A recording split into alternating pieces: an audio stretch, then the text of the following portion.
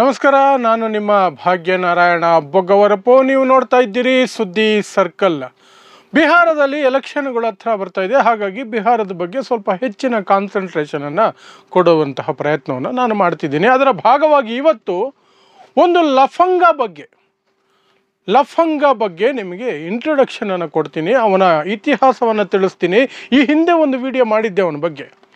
ಪಟ್ನಾದ medical ಕಾಲೇಜಿನಲ್ಲಿ ಹೋಗಿ junior ಡಾಕ್ಟರ್ಗಳ ಜೊತೆ ಕಿರಿಕ್ ಮಾಡಿಕೊಂಡು, ಮಹಿಳಾ ಡಾಕ್ಟರ್ಗಳ ಜೊತೆ ಕಿರಿಕ್ ಮಾಡಿಕೊಂಡು ವಧೆ ತಿಂದಿದ್ದ BJP ನಾಯಕನ ಬಗ್ಗೆ ನಿಮಗೆ ಅವತ್ತೊಂದು ವಿಡಿಯೋ ಮಾಡಿದ್ದೆ.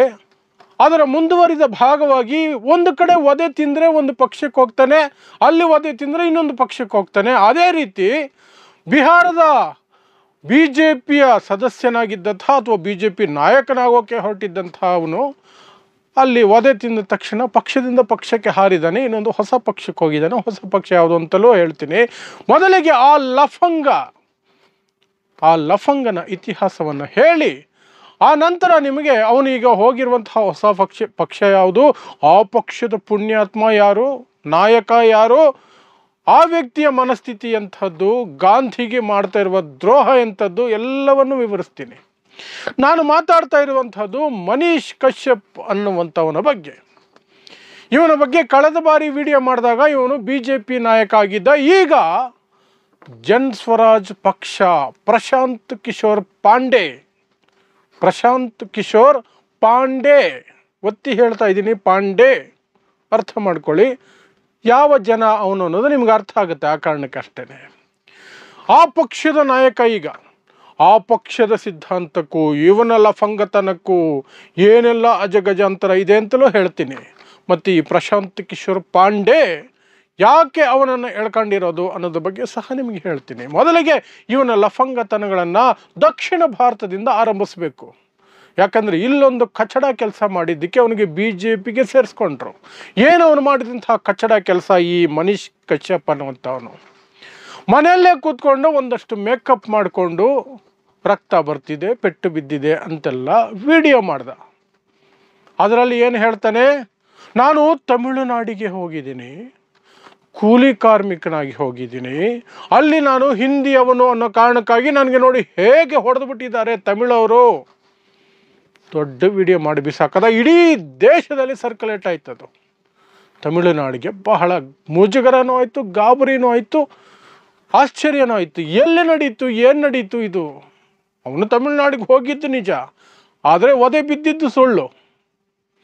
ವಿಡಿಯೋ ಮಾಡ್ದ ಫೇಮಸ್ ಆಗೋದಕ್ಕೆ, ಮಾಡಿ ಬಿಹಾರಕ್ಕೆ ಹಾರು ಹೋಗಿದ್ದ ತಪ್ಪಿಸ್ಕೊಂಡು. ಆದರೆ ತಮಿಳುನಾಡು ಪೊಲೀಸರು ಬಿಡಲಿಲ್ಲ. ಹೋಗಿ ಹಿಡ್ಕೊಂಡು ಬಂದು ಕೈಕಾಲು ಮುರಿದು ಜೈಲಿಗೆ ಹಾಕಿದ್ರು. ತಮಿಳುನಾಡು ಜೈಲಲ್ಲಿ ಕೂಡ ಹಾಕಿದ್ರು. ಆ ನಂತರ ಸ್ವಲ್ಪ ದಿನಕ್ಕೆ ಬೇಲ್ ಸಿಕ್ತು. ಬೇಲ್ ಸಿಕ್ಕಿದ ತಕ್ಷಣ ವಾಪಸ್ ಬಿಹಾರಕ್ಕೆ ಹೋಗಿದ ತಕ್ಷಣ ಇಂಥವರನ್ನೇ ಕಾಯ್ತಾ ಇರುವಂಥ ಒಂದು ಪಕ್ಷ ಇದೆಯಲ್ಲ, ಬಕ್ಕ ಪಕ್ಷಿಯ ಹಾಗೆ, BJP ಅಂತ, ಭಾರತೀಯ ಜನತಾ ಪಕ್ಷ, ನರೇಂದ್ರ ಮೋದಿಯವರ ಭಾರತೀಯ ಜನತಾ ಪಕ್ಷ, ಅಮಿತ್ ಶಾ ಅವರ ಭಾರತೀಯ ಜನತಾ ಪಕ್ಷ. ಇಂಥವರೇ ಬೇಕಿರೋದಲ್ಲ, ಸುಳ್ಳು ಹರಡೋರು, ದ್ವೇಷ ಹರಡೋರು, ಇಂಥವರೇ ಬೇಕಲ್ಲ ಅವ್ರಿಗೆ. ಲಬಕ್ಕಂತ ಪಾರ್ಟಿಗೆ ಸೇರಿಸ್ಕೊಂಡ್ಬಿಟ್ರು.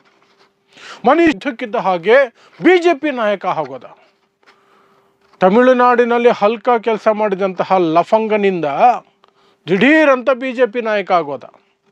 ಸರಿ, ಅಲ್ಲಿ BJP ನಾಯಕ ಆಗಿ ಅಲ್ಲಿ ಬಾಯಿ ಮುಚ್ಕೊಂಡಿದ್ನ, ಅಲ್ಲಿ ಗೂಂಡಾಗಿರಿ ಮಾಡೋಕ್ಕೆ ಹೋದ. ಎಲ್ಲಿ? ಪಟ್ನಾದ ಮೆಡಿಕಲ್ ಕಾಲೇಜಿನಲ್ಲಿ, ಬಿಹಾರದ ಅತಿ ದೊಡ್ಡ ಮೆಡಿಕಲ್ ಕಾಲೇಜು. ಅಲ್ಲಿ ಹೋಗಿ ಡಾಕ್ಟರ್ಗಳ ಜೊತೆ ಕಿರಿಕ್ ಮಾಡ್ದ. ನಾನು BJP ನಾಯಕ, ಫುಲ್ ಆವಾಸ್. ಮಹಿಳಾ ಡಾಕ್ಟರ್ಗಳ ಹತ್ರ ಹೋಗಿ ಅಸಭ್ಯವಾಗಿ ನಡ್ಕೊಂಡ. ಅಲ್ಲಿದ್ದಿದ್ದು ಜೂನಿಯರ್ ಡಾಕ್ಟರ್ಗಳೆಲ್ಲ ಹಿಡ್ಕೊಂಡು ತದುಕಿದ್ರು.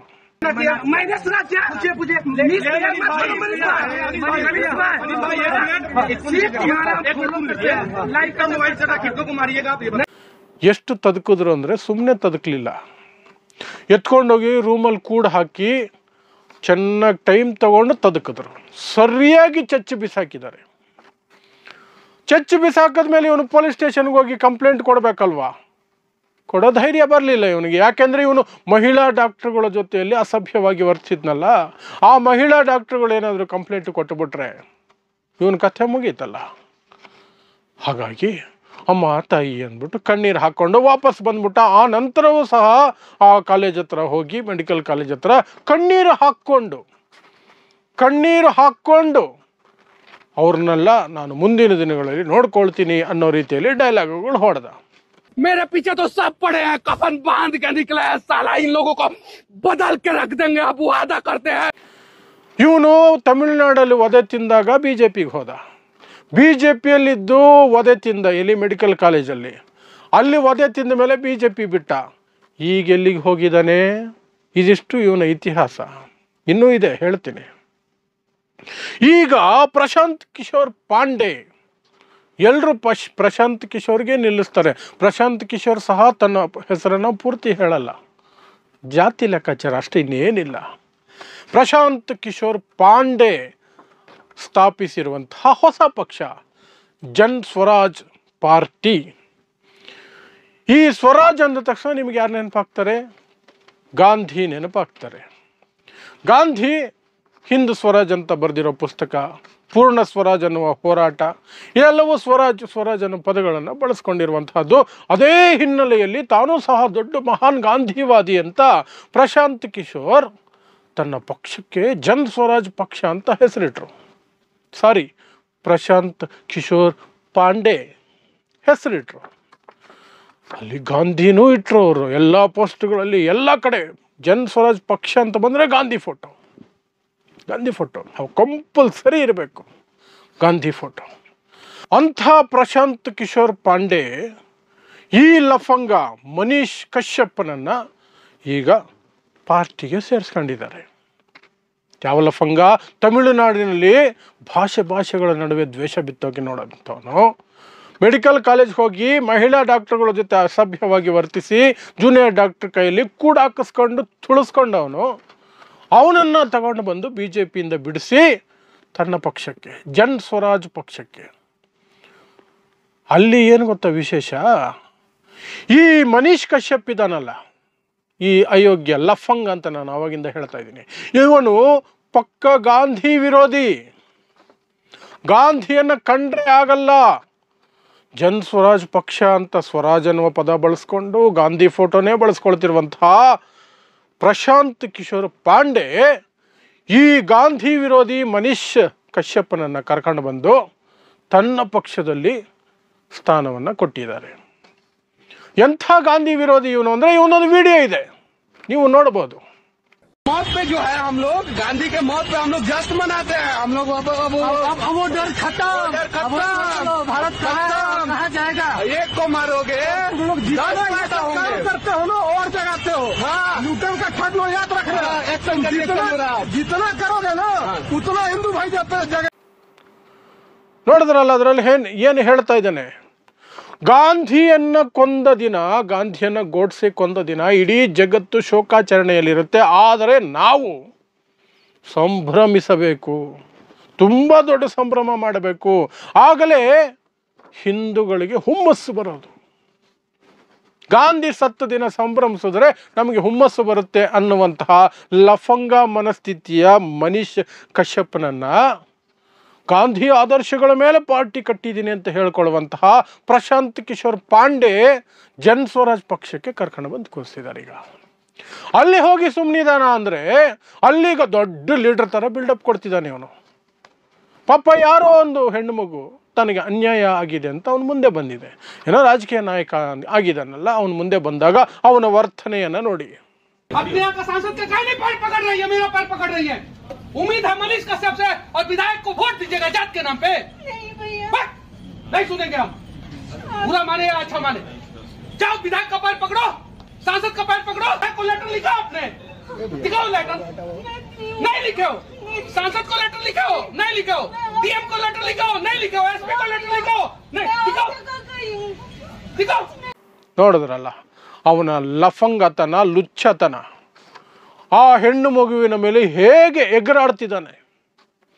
ಏನು ಮಾಡಿದೆ ನೀನು ಸಮಸ್ಯೆ ಆದರೆ ಏನು ಮಾಡಿದೆ? DC ಗೆ ಲೆಟ್ರ್ ಕೊಟ್ಟ, SP ಗೆ ಲೆಟ್ರ್ ಕೊಟ್ಟ, ಮಿನಿಸ್ಟ್ರಿಗೆ ಲೆಟ್ರ್ ಕೊಟ್ಟ, MLA ಗೆ ಲೆಟ್ರ್ ಕೊಟ್ಟ, ಏನು ಕೊಟ್ಟಿಲ್ಲ? ಯಾಕೆ ಕೊಟ್ಟಿಲ್ಲ ನೀನು? ಎಲೆಕ್ಷನಲ್ಲಿ ಓಟ್ ಯಾರ್ಯಾರಿಗೆ ಹಾಕ್ಬಿಡ್ತೀರಾ, ಪ್ರಾಬ್ಲಮ್ ಅಂತ ನನ್ನ ಹತ್ರ ಬರ್ತೀರಾ, ಮನೀಶ್ ಕಶ್ಯಪ್ ಹತ್ರ ಬರ್ತೀರಾ. ನಾನೇನು ಮಾಡೋಕ್ಕಾಗಲ್ಲ. ನಿನ್ನ ಹತ್ರ ಯಾವನ್ನ ಅಷ್ಟು ನಂಬಿಕೆಯಿಂದ ಬರ್ತಾನಯ್ಯ, ನೀನು ಎಲ್ಲೋದ್ರೂ ಒದೆ ತಿನ್ನೋ ಗಿರಾಕಿ ಲಫಂಗ ನೀನು. ಆದರೂ ಬಿಲ್ಡಪ್ ಯಾಕೆ? ಈ ಪ್ರಶಾಂತ್ ಕಿಶೋರ್ ಪಾಂಡೆ ಅಂತವರು BJP ಅಂತವರು ಪಾರ್ಟಿಗೆ ಕರ್ಕೊಂಡು ಬರ್ತಾರೆ. ಯಾಕೆ?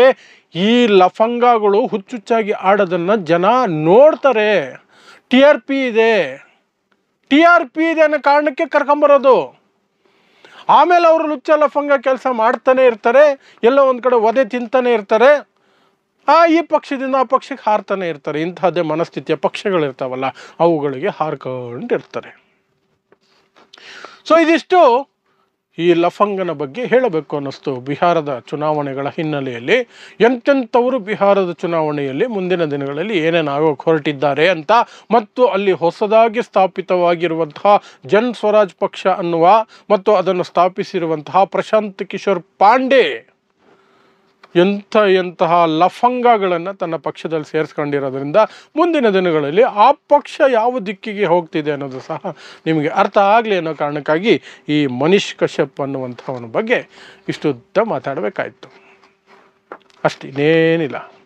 ಸೊ ಇಂತಹದೇ ವಿಶೇಷ ವರದಿಗಳಿಗಾಗಿ ನೋಡ್ತಾ ಇರಿ ಸುದ್ದಿ ಸರ್ಕಲ್. ನಾನು ನಿಮ್ಮ ಭಾಗ್ಯನಾರಾಯಣ ಬೊಗ್ಗವರಪು.